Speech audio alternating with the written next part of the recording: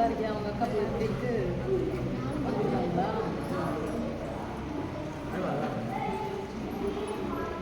அல்வா நீங்கள் அடிக்கடி கொடுக்குற அல்வா நல்லா தான் இருக்கும்.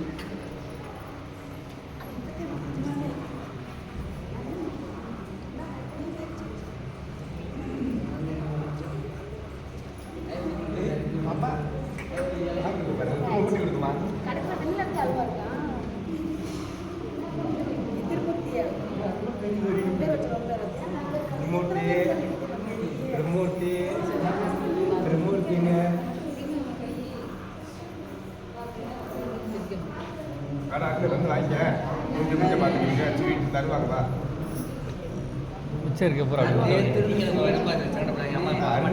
நேற்று ஸ்வீட்டு அன்னதானமாக சாப்பிட்டு எனக்கு வயிறு